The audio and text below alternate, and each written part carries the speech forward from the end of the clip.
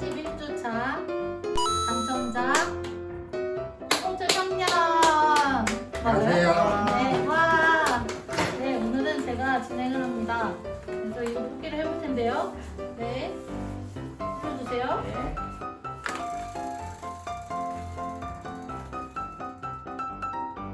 치킨! 치킨 잘 됐나요? 아, 네. 네, 뭐 먹었어요? 다시 보여주세요. 이거 치킨이었어요. 주장이 와, 아니라서. 치킨이요, 치킨. 네, 와, 치킨이 당첨됐어요. 제가 말하니까 진짜 되네요. 네, 와. 네, 원하는 브랜드로 드린대요. 네, 와. 감사합니다.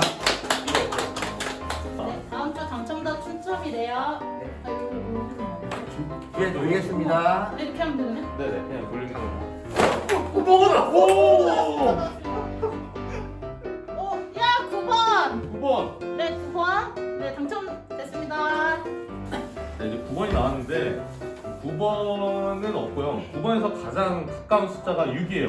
네, 6을 고르신 이제 당첨자분이 2명이에요. 지다성 청년과 교혜진 청년이 동시에 당첨이 되셨습니다. 네, 축하합니다.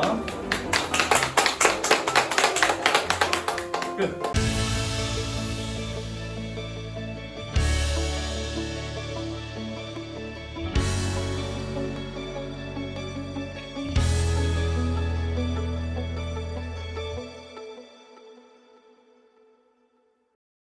You have also to take into consideration that the church at that time, the Roman Catholic Church, they needed money.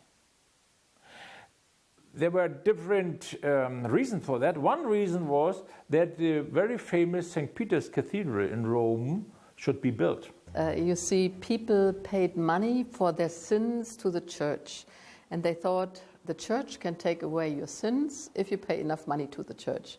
And that has nothing to do with the Bible. There's nothing about paying money to the church for your sins in the Bible. And so Luther, in the end, changed everything.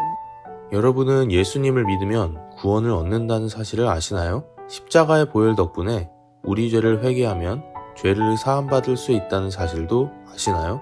주일학교만 나와도 교회를 다니지 않더라도 성경책만 읽어도 당연히 알 수 있는 사실들을 쉽게 알 수 없었던 시절이 있었습니다.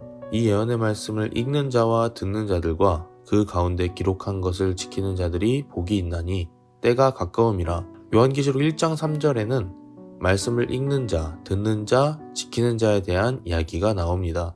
당시에는 성경이 아주 귀한 책이었고 아무나 가질 수 없는 책이었기 때문에 사람들이 성경을 접할 수 있는 유일한 방법은 회당에서 예배를 드릴 때 읽어주는 사람의 말을 잘 듣는 것이었습니다.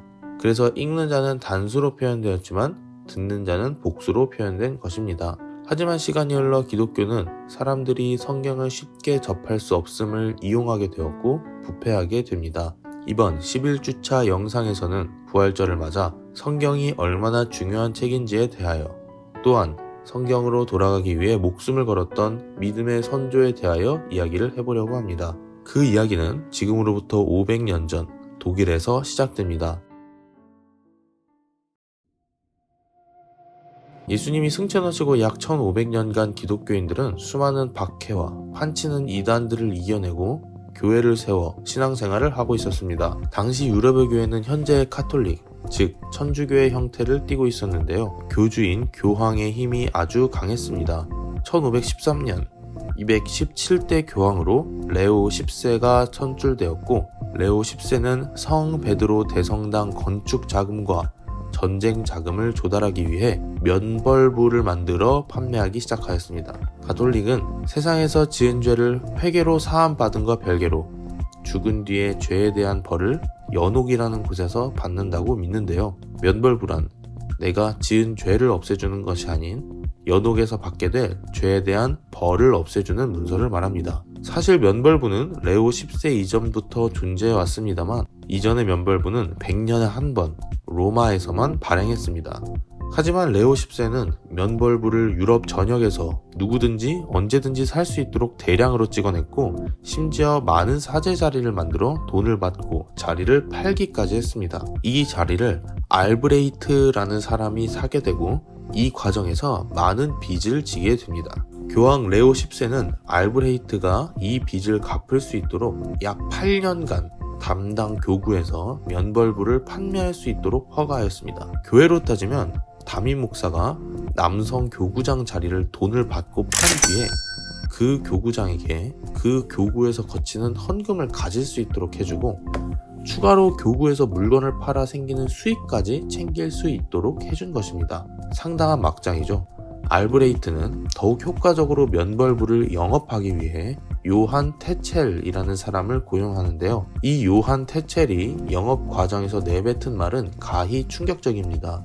금화가 헌금궤에 떨어지며 소리를 내는 순간 영혼은 연옥을 벗어나 하늘나라를 향해 올라가리라. 면벌부를 구입하면 성모 마리아를 강간한 죄인마저도 사면받을 수 있다.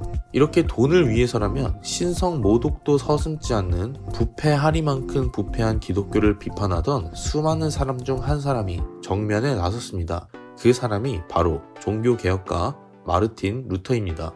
신학교 교수였던 마르틴 루터는 면벌부를 판매하는 것과 판매하면서 자행된 신성 모독에 대한 비판의 내용이 담긴 95개의 반박문을 비텐베르크 교회 대문에 걸어 놓았습니다. 이 사건이 바로 우리가 알고 있는 종교개혁의 시작입니다. 이 반박문은 센세이션을 일으켰고 최초의 금속 활자 인쇄술의 타이틀을 넘겨준 스토리로 교과서에 한 번쯤을 등장하여 직지 심체유절과 영원히 비교당하는 바로 그 구텐베르크의 인쇄술에 힘입어 유럽 전역에 95개조 반박문이 빠르게 퍼져나가게 됩니다. 이뿐만이 아닙니다. 당시 성경은 매우 귀한 책이었고 라틴어로 되어 있어 읽기조차 쉽지 않았는데요. 성도들이 면벌부라는 터무니없는 속임수에 속은 것은 성경을 읽지 못했기 때문이라 판단했던 루터는 교황청의 핍박을 피해 숨어 있으면서 성경을 독일어로 번역하였습니다. 이 성경 또한 빠르게 퍼져나가 95개의 반박문으로 인해 뜨거워진 종교개혁의 불길에 기름을 쏟아부었습니다. 당시 독일의 루터뿐 아니라 스위스의 장 칼뱅, 율리히 츠빙글리 등의 인물들이 활약하였으며 특히 장 칼뱅이 정리한 칼뱅주의는 우리 교회가 속한 교파인 장로회의 시초가 되었습니다. 또한 이후로 성경이 대량으로 보급되어 성도들은 쉽게 성경을 접할 수 있었습니다. 기독교 교회는 현재까지 루터가 95개의 반박문을 걸었던 1517년 10월 31일을 종교개혁일로 정하여 매년 기념하고 있습니다. 우리가 들고 있는 성경이 조금 달라 보이지 않나요? 우리가 예수님을 바르게 믿고 언제든지 말씀을 읽고 들을 수 있다는 사실이 감사하지 않나요? 이렇듯 믿음의 선조들은 하나님을 바르게 알고 믿기 위해 최선을 다해 싸웠습니다. 예수님을 믿고 성경을 읽으며 교회에 나와 예배하기 좋은 환경과 때를 주신 하나님께 다시 한번 감사하는 여러분들이 되었으면 좋겠습니다.